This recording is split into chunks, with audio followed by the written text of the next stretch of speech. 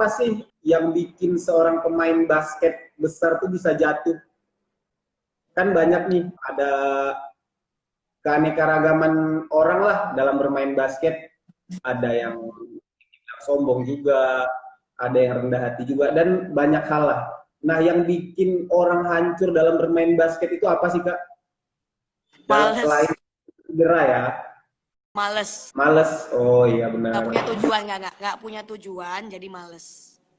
Kalau saya kan dulu waktu sebelum ada Asian Games, saya retired itu ada alasannya. Jadi saya retired waktu itu karena my dad died when I play. When I was Iya. playing in a game and I heard my dad died, ya udah. Jadi after that, wah gila.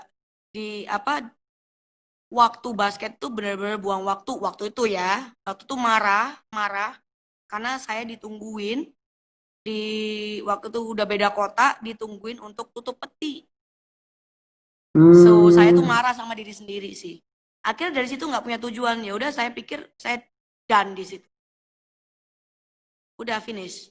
Karena saya pikir kalau saya paksain untuk jalan, ya nggak bakal jadi.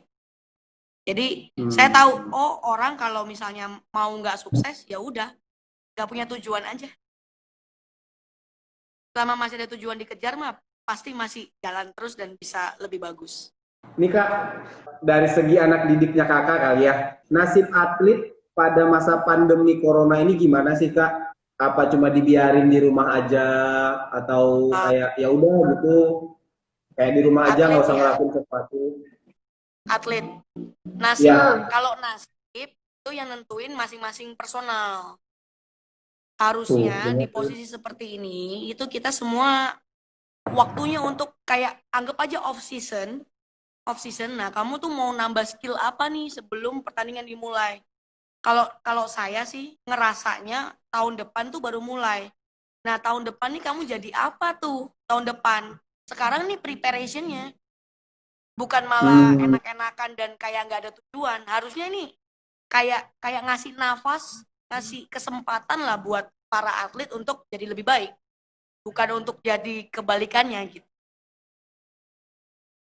menurut Kak Jojo, gimana nih cara membangun seorang pemain untuk cinta terhadap bola basket menurut pandangan pelatih? Membangun seorang pemain untuk cinta ke basket. Dari mana dulu nih tujuannya? Kalau dari awal misalnya dia dikenalin basket, terus habis itu biasanya tuh cara pelatih melatih ya, ngasih latihannya itu kira-kira gimana? Kadang biasanya kan di general, ya kan? Jadi misalnya ada apa anak misalnya anak datang latihan, kita tuh kayak nggak ke personal, nggak personal approachment, ya kan? Kita tuh jadi kayak general aja latihannya udah pokoknya layup layup. Tapi Hmm, sometimes kalau misalnya kita mau approachment ke masing-masing anak, kita tahu oh dia nih ininya loh, ini ke sini loh, ini ke sini loh.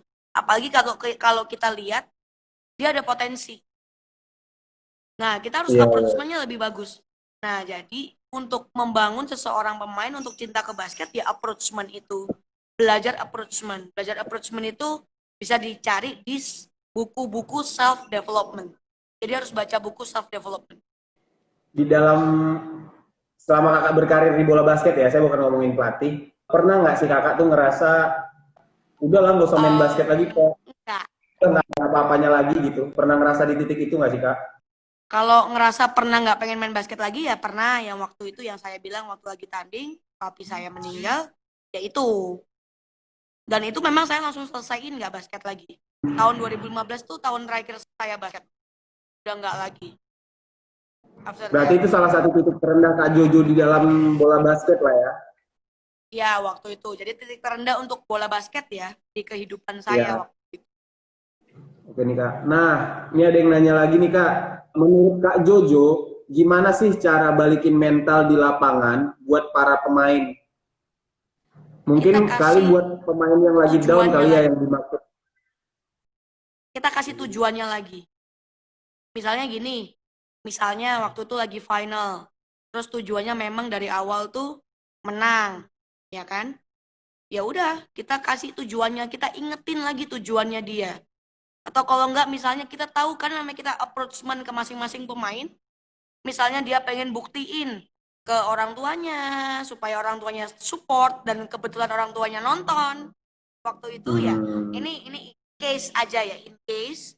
Nah itu kita kasih tujuannya, jadi kita kasih tujuannya sehingga dia habis down mentalnya naik lagi karena dia tahu tujuannya ada di situ.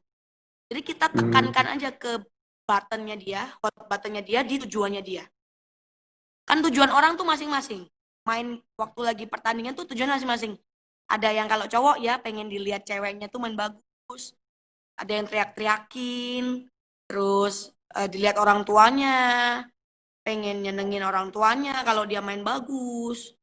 Terus apa pengen dilihat pelatih lain supaya dia bisa ini itu, bisa punya pencapaian prestasi, itu banyak, punya tujuan masing-masing setiap anak gitu. Nah, kita tinggal approachment aja ke mereka dan tahu tujuannya, kita tinggal tekan itu tujuannya dia ke masing-masing anak. Sama tujuan generalnya juga. Jadi tujuan tuh penting sih. Goals. Terus kak ini juga ada yang nanya, gimana cara memotivasi diri kakak untuk menyeimbangkan basket dan akademik? Kebetulan saya dulu di akademiknya kurang, tapi nggak kurang juga. Gimana? Karena kan zaman dulu waktu main timnas, ya kan? Main timnas tuh kan nggak boleh kuliah. Jadi otomatis kayak tinggal Hmm. kelas. Tinggal kelas lah ya kalau jatuhnya. Sedangkan Iya, di iya. universitas, itu saya dikasih dispensasi. Untuk itu, dispensasi absensi. Jadi saya bisa tetap ujian, waktu itu ya, tetap bisa ujian meski nggak masuk kuliah gitu. Jadi saya Hmm. pulang itu cuma untuk ujian, habis itu bye-bye lagi basket lagi. Ujiannya gimana tuh? Kejawab nggak?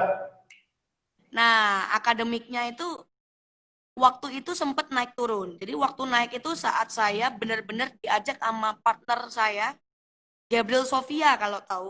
Itu partner saya udah partner in crime banget. Dia timnas kan bareng sama saya, kuliah bareng sama saya. Habis itu ngambil kuliahnya juga sama-sama teknik meskipun beda jurusan. Jadi intinya Hmm. ada kesamaan mata kuliah. Nah, dia itu salah satu orang yang sangat memotivasi saya buat terus belajar, meskipun kita tetap latihannya kayak orang gila. Kita latihan kayak orang gila, tetapi tetap, ayo belajar dulu. Waktu kosong belajar, waktu kosong belajar. Jadi, dia yang salah satu yang motivasi saya dari waktu itu memang nilai saya bagus-bagus. Tapi saat Hmm. waktu itu saya di timnas lagi, tanpa dia waktu itu, nah itu saya jadi males-malesan. Ya tergantung anak, makanya tergantung niat sih sebenarnya. Kalau mau akademik sama basket lancar, ya niatnya yang harus digedein. Sempat ada larangan nggak kak buat dari orang tua kak main basket? Orang tua saya liberalism. Whatever I want, do it.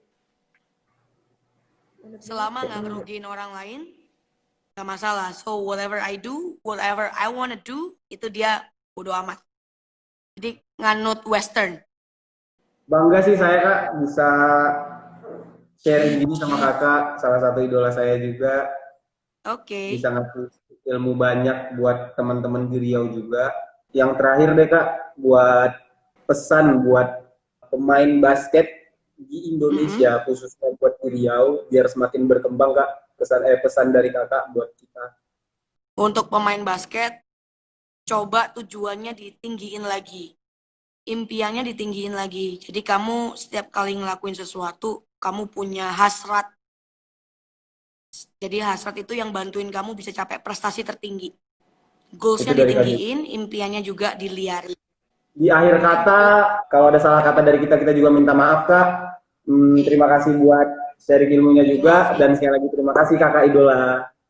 Oke. Dadah. Oke, bye.